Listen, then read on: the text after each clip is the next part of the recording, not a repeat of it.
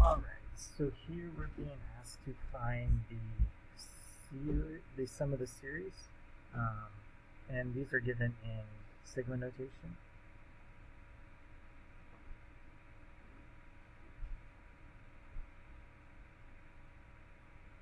Which you can tell is sigma notation because it's got the weird looking E, or sigma. So we're going to follow this formula down here, where basically we take our first term.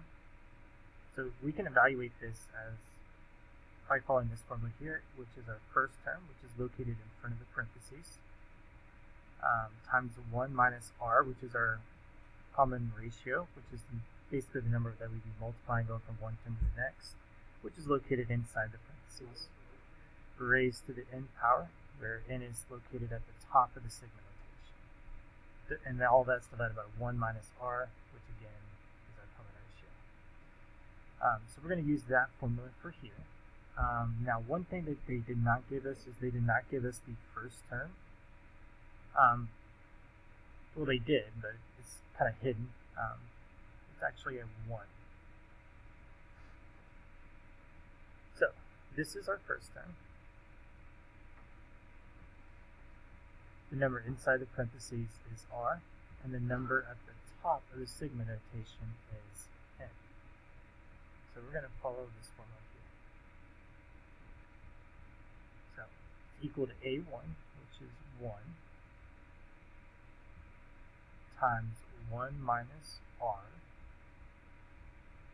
over 1 minus, r to the n over 1 minus r, which r in this case is 2. And n is 9. So what we would do is we would type all this into the calculator. So if we typed it on the calculator, we see that we get an answer of 511. So this would all equal 511.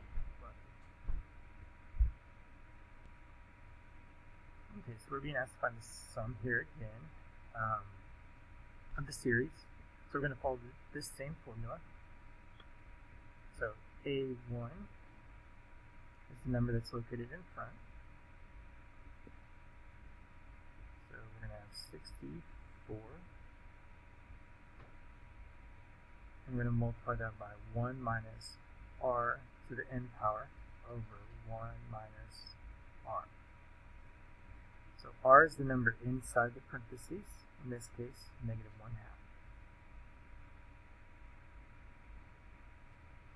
And we're going to raise that to the n power, where n is the number at the top of the sigma notation, which in this case is 7.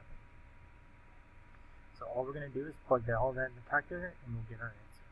So if we plug it in, to the calculator, we see we get 42.75, which is our answer. So all of this equals 42. Oops, actually, I made a mistake. Forgot to change the exponent. This should be equal to 7.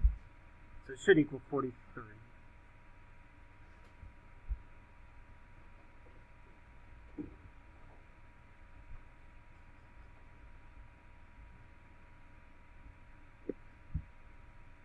Okay, so this one's going to follow the same formula as the previous two problems.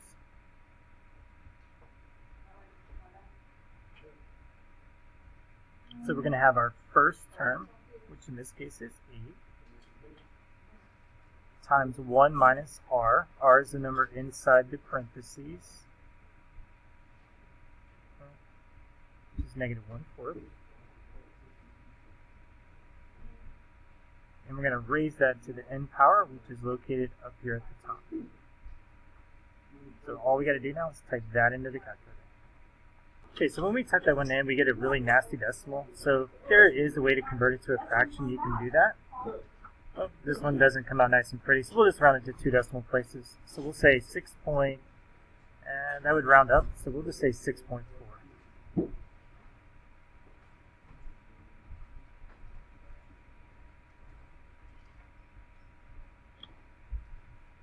Okay, so on the last two, they want us to find the sum of the infinite geometric sequence, or series rather, So we have a little bit different of a formula.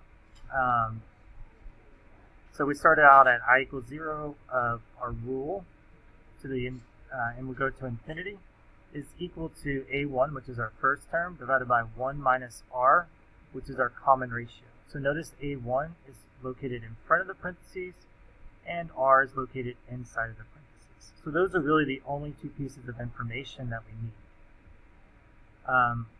So when we find this one for the answer for number 4, we're going to follow this formula here.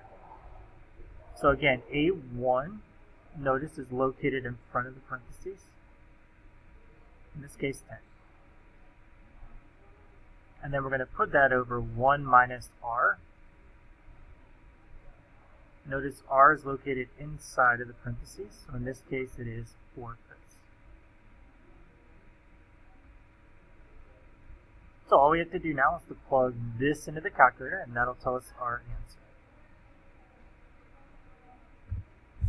10 over 1 minus 4 over 5, which gives us an answer of 50.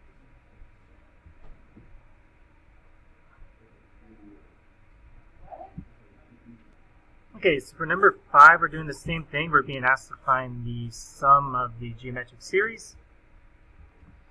So again, the formula for this one is going to equal a1 over 1 minus r. So a1 is our first term, which is located in front of the parentheses. So a1 in this case is going to be 10. And we're going to divide it by 1 minus r. R is the common ratio, which is the number located inside of the parentheses. So we are going to type this into the calculator, and that should give us our answer. Looks like a 0.1 there.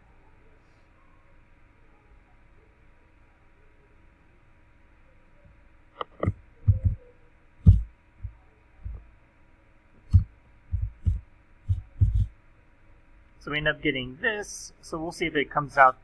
That's not too bad of a fraction, so we can leave it like 1,000 over 89, or you can round it to a few decimal places. I'm just going to leave it as 1,000 over 89, since that one's not too bad of a fraction.